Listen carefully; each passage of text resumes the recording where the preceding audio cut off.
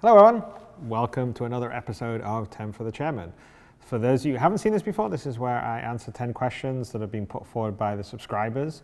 The subscribers are a subset of our community that contribute money every month to enable us to do all our enhanced community content. So we thank you very much for that, because it really allows us to do a higher degree of content and pays for a lot of sort of the community staff and the videographers and editors to allow us to put all the video shows out we do every week, and also do the extra amount of sort of updates on our website. And we have also for subscribers, as part of the perk of subscribing, there's a Jump Point magazine, which is usually somewhere between 40 and 70 pages of behind the scenes material, how we've built and designed ships, or how we're designing a game system, or lore for the world, or details about a system, and also some fictional stories that we publish. And it's really a pretty cool read, and it has sort of, I guess, information a little sooner than we sort of release to the general overall community. So it's kind of a bit of a perk for being a subscriber. And then there's also sort of flair that we add to the hangar and some other areas in terms of thank you for being a subscriber and helping us do all this extra stuff. So because of that, I also try to answer 10 questions put forward by the subscribers as the best of my ability. That hopefully gives you a little insight into where we're heading, or kind of some of the ideas we have, or answers some of the questions you guys would really like answered. So the first one comes from Furry Quandaries, who asks, it's been stated that Squadron 42 is set a few years before the PU. So will Squadron 42 be set at the current game year at its time of release, i.e. 2946, and the PU ahead of the current year, or Squadron 42 in the past and the PU in the current year? Will Episode 2 also be set before the PU? I would think that in general we would set the Squadron 42, Episode 1, 2, and 3 would all be set before we start the PU timeline, I guess, the way to think of it. So, like right now we do this analogous, it used to be 2942, now it's 2946. So we would probably be setting Squadron 42 in 2942, so between there and then when the PU would start. So, it's Squadron 42, 2942 probably works pretty well. So next question comes from Zankiri, who asks, my ship has been boarded and I cut the gravity generator. Assuming I still have thrusters and potential partial main engines, I wait until the boarders are inside the ship, my crew is strapped into their crew seats, and I use the thrusters engine to generate G-force, pitch, yaw, roll, forward, speed, hard stop, rinse, repeat. If I am able to generate even 25 meters per second, potential boarding parties will be hitting the walls at 90 kilometers per hour. Does this game have sufficient physics to handle this kind of damage implementation, and how effective would mag boots be in this scenario? So that's definitely a pretty, detailed question and approach. So what I will say is that the longer term plan for sort of the interior grid physics is that we will simulate a certain amount of external forces. So if a ship gets hit, we're planning to have a bit of that force propagate inside to the sort of the non-sort of strapped down or attached entities, one of which would be players. So that classic sort of Star Wars shot where, or Star Trek really, where the ship gets hit and everyone sort of staggers and braces themselves against walls. So that's all stuff that long term we actually are planning on doing. Part of kind of what we're doing with the physicalized EVA is sort of some very early stuff that will enable this combination of animation and sort of procedural physical reaction to an environment. So we'll definitely do some of that, and the bigger ships also, in terms of they have to do a hard turn, then what we'll probably do, even though they have their own sort of gravity generators, is maybe that the gravity field or whatever is slightly laggy for where the ship position is. So if you're turning really fast, that the gravity sort of, instead of being straight down, sort of is there until it can sort of move back there. So you'd sort of have a little bit of this turning effect, which you kind of see, I don't know, the classic Star Wars, where it's like Empire Strikes Back, take evasive action, and the two, actually the 3 Star Destroyers all do this, and you see people sort of tilt on one of the bridges, and so we'll try to do a bit of that. I don't know if we're going to do it to the point where you could generate that much force that has been described in this question, because the idea would be it would sort of be damped. It wouldn't be necessarily full on. It would be a little bit of it would sort of bleed into sort of the interior physics stuff. Now, if you've turned all the gravity off inside the ship, then yes, you'll be in 0G. And then as things move around, if you're not attached to anything, then we would have to see how to do that, because generally you would still be kind of in the sort of interior grid physics. So we would have to iterate through non-attached entities and essentially keep them in their relative place when the overall ship, so basically they would stay in the world frame of reference while the ship itself would move around. And we can definitely do that, but that currently would require a little extra code. So I would say longer term, that potentially will happen. Short term, that's not right on the immediate horizon of implementation. And if you had mag boots, then that probably would secure you to something and then you wouldn't move around. All right, next question comes from Heavy Metal, who asks, a while ago, before the baby PU, there was talk of a pirate swarm, much like Vandal swarm. I know in some way that is what we find at the comm arrays in the PU, but is there still a chance of getting that in Arena Commander? I would love to hone my skills and test weapons on ships other than Vandal, and I'd love to see the larger ships in solo play. So pirate swarm essentially is what you got in Crusader. So we were sort of building, at the time when it was just Arena Commander, well, we want to change it around and have maybe some other modes to fight other enemies. But in reality, the Crusader map, which is the mini PU map, which is really going to grow into the Stanton Star System map, was where we sort of decided to put these different encounters, whether it's with AI or you could find other players to fight. And so that's essentially where Pirate Swarm went. So in the short term, we're not really planning on doing a lot of work on Arena Commander, because we really want to sort of get the base gameplay and functionality into the proper large world map, the proper mini PU, get sort of the various rock, paper, scissors aspects, the various different professions, the various different forces in opposition, and the various mechanics that keep people sort of aligned, whether you're good or bad or whatever. And so for us, Arena Commander now is a good place to sort of test some of your dogfighting skills. And longer term, we will add to it. We will probably sort of add some more challenge modes and definitely do better matchmaking and make that more of a sort of competitive practice area. And of course, we'll do the same thing with Star Marine. But right now, we really just sort of want to get everything into the mini PU, because that's sort of our sort of foundation for the overall game. And then things will trickle later on into sort of features for Arena Commander or Star Marine, which are really meant to be ultimately training modes for you to train in certain aspects of the game, and then potentially also test your skills against other players without having the same sort of risk that you would have in the proper persistent universe. Because it's persistent, so if you lose things or die, you will lose them, whereas in Arena Commander or Star Marine, you won't. Next question comes from Zilch, who asks, how will reconnaissance work, aside from relaying information through chat? Will there be in-game methods for ships to mark targets, either physically or electronically? Will there be any value in sending ships or players as operatives in advance of an attacking force? So absolutely, yes, there will be in-game methods for marking ships.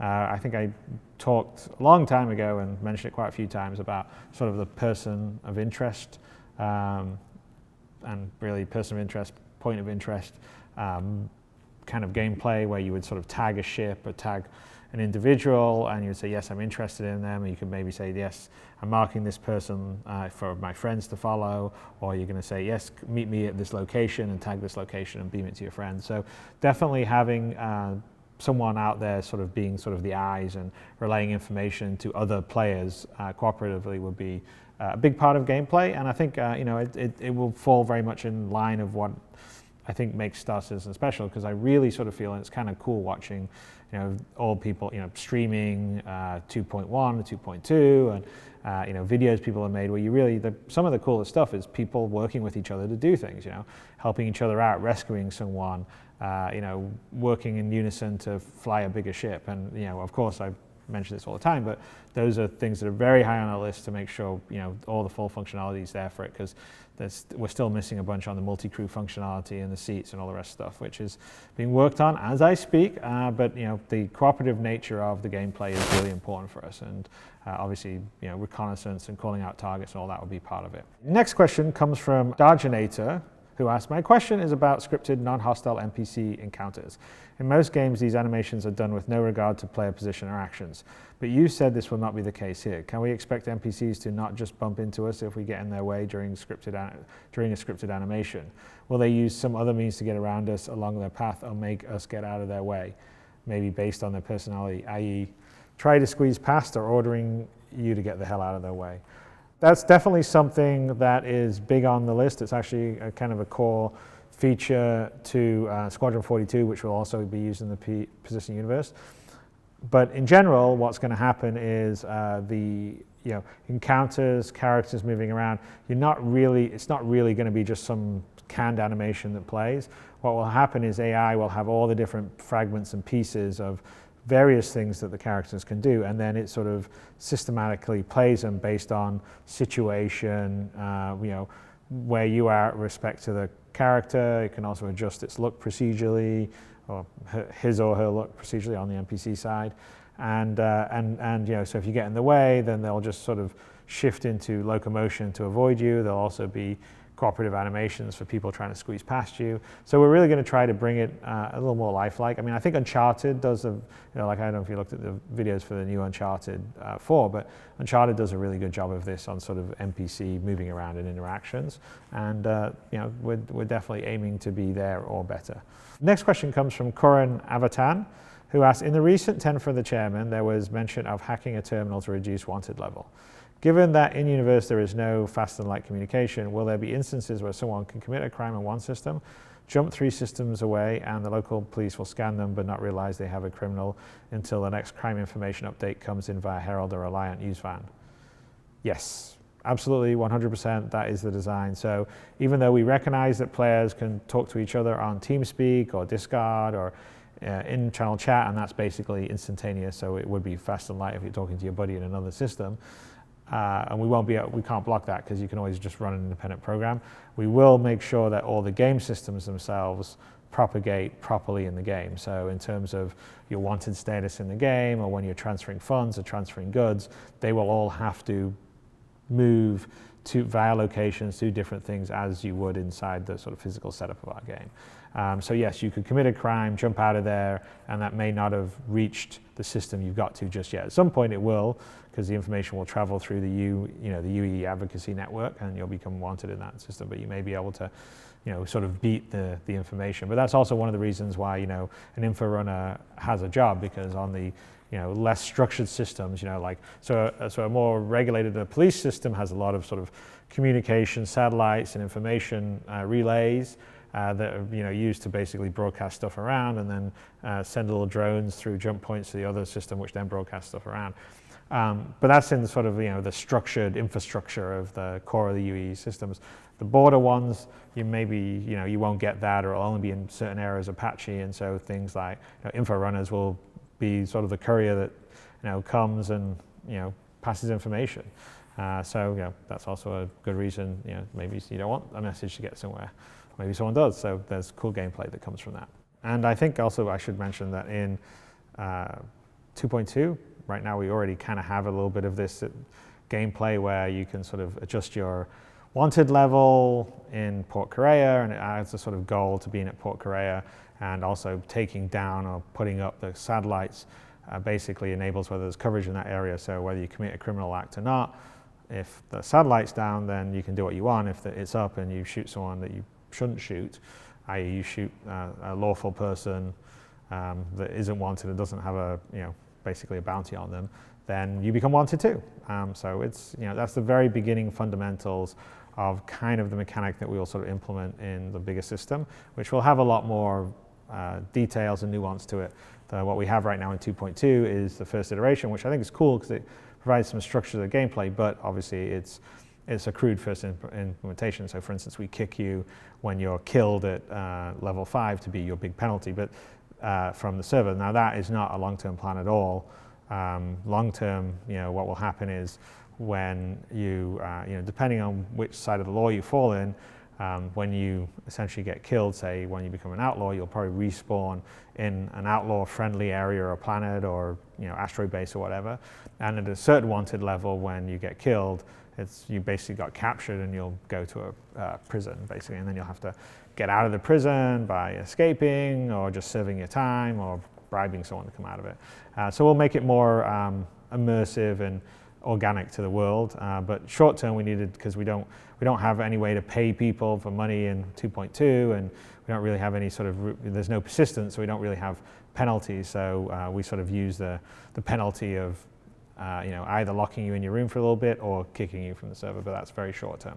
Okay, next question comes from Party Fruit, who asks, will there be an achievement feature in the near future, or at least in the final game? If so, would they award players with anything such as weapons, in-game money, decals? All right, well, a couple of things. Yes, long term, it's definitely going to be in the game, but my sort of goal for achievements isn't so much the standard Xbox goals or the Steam goals. It's more that you get in-game mementos. So you visit a location and you've got the snow globe from it. All those kind of silly things. When you fly to different cities, you bring back little mementos of it. And that definitely would be sort of an achievement feature, and you would sort of unlock or get certain items for doing things. We have sort of a very simple kind of thing right now where you kill a level 5 sort of outlaw in the current 2.2 build, and you'll get the laser rifle, which is sort of a short-term kind of achievement thing that you can get. Of course, that's going to become much more sophisticated as we go on, but it will all be sort of based on things that you would get in the world, and kind of holistic to the world, if that makes sense, and not be some thing on a scoreboard or like a little trophy you get. And that's the idea. That's the idea of a fish tank and all those things you have in your hangar, is sort of display your in-game achievements, so to speak. Okay, next question comes from Talinon, who asks, I really want to know if there will be a place for people in Squadron 42 and who don't want to be part of FPS but yet still want to be part of the game. Fortunate to tell you, Talinon, that Squadron 42 has ship combat and FPS, and it's all sort of blended. So you run around on foot, you run around flying ships, you basically, you fly a star pilot, so primarily you are going to be flying missions, but there will be cases where you land, or you'll have to EVA to explore a ship, or you'll get stuck on a base or an asteroid thing and you'll have to fight your way out. So it's sort of a full seamless blend of running around on foot, flying ships, interacting with characters on the ship you're based on or other locations. So I don't think there'll be an option to not participate in FPS but do the other things of Squadron 42. It's kind of a holistic experience. I think it's going to be fun. It's going to be good. We're not going to obviously make it where you have to be like the world's best FPS player to get through. It's just going to be a fun adventure. And I think the fact that you go between, it's all from your point of view, and you can sort of do everything as you would almost in the real world, is going to make it a much more immersive experience than any of the past Wing Commanders that I've done. So there you go, that's my answer on that one. Next question comes from Conflict Viper, who asks, you've mentioned before that the veteran pilots may show their wear and tear with replacement limbs. Has there been any thought to allowing pilots to augment their bodies with replacement limbs to allow for higher G endurance and less chance of blackout during space combat? Yes, we have discussed that. We are, longer term going to have replacement limbs and parts so you kind of, have a certain cyborgy action that's going on. And we have talked about the potential to, get a better G suit that will let you have higher G tolerances, potentially if you had, some, augmented body parts, perhaps that would help you too. So long term, we have discussed that, and probably will be something long term, but short term, no. But that would definitely be part of character customization in our overall long term plan. Okay, last question comes from Portioner, who asks, will players be able to participate in the UEE or any other factions elections? Can a player run for office in the UEE? I guess that we have that because we're in the process, in America anyway, of nominating the various candidates for the next presidency of the United States. And hopefully our UEE elections will be less dramatic than the ones that are happening here in the US. But this is kind of early days for us on this, and we definitely felt that being a citizen would give you some rights, and one of the rights would be able to vote or have some effect on general things in the same way I guess you do in the real world, which is probably not that much. So that is a longer term goal, to have some participation in that. Probably will be sort of game mastered by us, because we're planning to, besides just having the simulation, obviously, of the universe, we also kind of hand push it and guide it towards, because we have a overall story and timeline that we have in our minds for Star Citizen, and so we'll sort of create events and elections and all that kind of things, and seismic change events in the universe that would potentially affect players and AI, and one of those could be elections.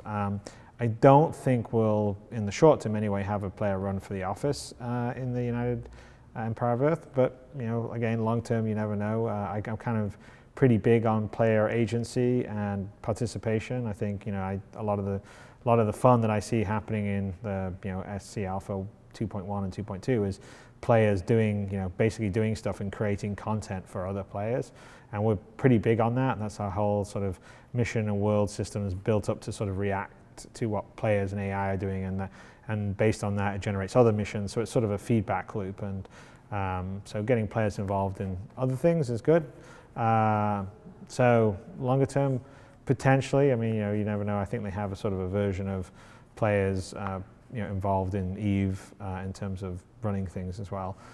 So we'll, that's as I said, something that we're planning long term, but we are going to give you sort of benefits for being a citizen to allow you to participate or get certain things that you want if you weren't a citizen, and one of them potentially would be voting for this person or that person, and then depending on which one you voted for, as an AI character, it could have an impact on how the world sort of unfolds in Star Citizen. And so that's kind of the fun element that we're thinking that will be really, again, players themselves doing things, changing, affecting the world, and the game, or us as game masters reacting to that and keeping it fluid and dynamic, which will be fun. All right, there's the 10 questions for this episode of 10 for the Chairman. This is the last one that I will be doing for a few weeks, because I'm actually already in the UK now. This is recorded in the past, before I left, but I'm now in a much colder and rainier place than Los Angeles. But I will restart it as soon as I'm back in LA, back and forth with my schedule. I hope the questions that I answered were informative for you guys. My answers were good. And thank you to all the subscribers for backing, well, first of all, allowing us to do this enhanced community content, and all the backers in general for backing the game and allowing us to make a game of the ambition and scope that we're doing. And a lot of these questions are not normally questions that most games would ever be able to say, yes, we'll do. And one of the reasons why we say, yes, we're going to do it, maybe not always we're doing it tomorrow, but it's on the plan, is because of the support that you guys have done, because you're enabling us to build a game of a scope and scale that no one would normally in their right mind take on, but I think it's going to be awesome when it's all said and done. So anyway, it's nice talking to you guys, and I will talk to you in a few weeks' time. Take care. Bye.